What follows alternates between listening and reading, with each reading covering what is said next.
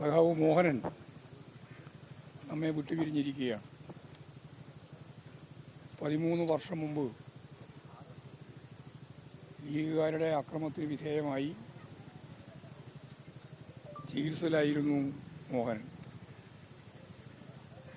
സ്വന്തം വീട്ടിൽ നിന്ന് പകൽ വെളിച്ചത്തിൽ തന്നെ പിടിച്ചുകൊണ്ടുപോയി മൃഗീയമായി ആക്രമിച്ച് കുറ്റിക്കാട്ടിൽ ഉപേക്ഷിച്ച നിലയിലാണ് പിന്നീട് മോഹനെ കണ്ടെത്തിയത്. കഴിഞ്ഞ 13 വർഷക്കാലം ദുരന്തപൂർണമായ ഒരു ജീവിതമായിരുന്നു സഖാവ് മോഹന്. ആശുപത്രിയും ചികിത്സയും വീടുമായി കഴിഞ്ഞ 13 വർഷക്കാലം പിന്നിട്ടതിന് ശേഷം നമ്മെ വിട്ടുപിരിഞ്ഞ മോഹനൻ രക്തസാക്ഷി എന്ന നിലയിൽ ഇത്രയും കാലത്തെ സഹനപൂർണമായ ജീവിതം പാർട്ടിയോടൊപ്പം നിന്നു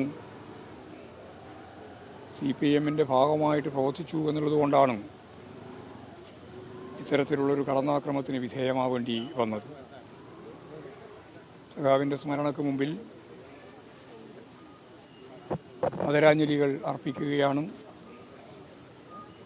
ഒരു രക്തസാക്ഷിക്കുള്ള എല്ലാ ആദരവോടും കൂടി ശവസംസ്കാര ചടങ്ങ് ഉൾപ്പെടെയുള്ള എല്ലാ കാര്യങ്ങളും നിർവഹിക്കാനാണ് പാർട്ടി ഇപ്പോൾ തീരുമാനിച്ചിട്ടുള്ളത്. വീട്ടിലേക്ക് കൊണ്ടുവന്നു. വീട്ടിൽ നിന്ന് മോഹനൻ്റെ ഏറ്റവും അടുത്ത പാർട്ടി ഓഫീസിലാണ് ഇപ്പോൾ ഉള്ളത്. ഇവിടുന്ന് തൊട്ടടുത്ത വായനശാലയിൽ പൊതുദർശനത്തിന് വെക്കുകയാണ്. തുടർന്ന് മോഹനൻ ഇപ്പോൾ താമസിക്കുന്ന വീട്ടിലേക്ക് കൊണ്ടുപോകും. നാളെയാണ് സംസ്കാര ചടങ്ങ് നടത്താൻ തീരുമാനിച്ചിട്ടുള്ളത്. ധീരനായ പോരാളിയും കമ്മ്യൂണിസ്റ്റ് പ്രസ്ഥാനത്തിൻ്റെ പ്രധാനപ്പെട്ട പ്രവർത്തനവുമായിരുന്ന ഈ മേഖലയിലെ സഖാവ് മോഹനൻ്റെ രക്തസാക്ഷിത്വം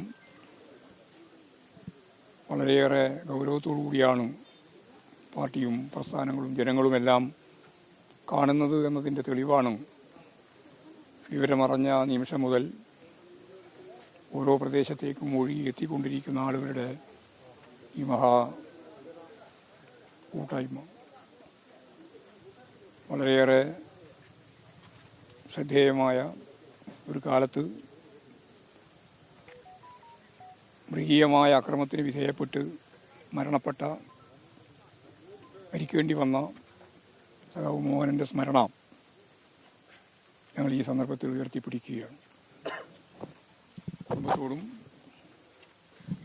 അതുപോലെ തന്നെ മോഹനെ സ്നേഹിക്കുന്ന എല്ലാവരോടും പാർട്ടി സംസ്ഥാന കമ്മിറ്റിക്കുള്ള കൃത്യമായ അനുശോചനം ഈ സന്ദർഭത്തിൽ അറിയിക്കുക കൂടി ചെയ്യുക.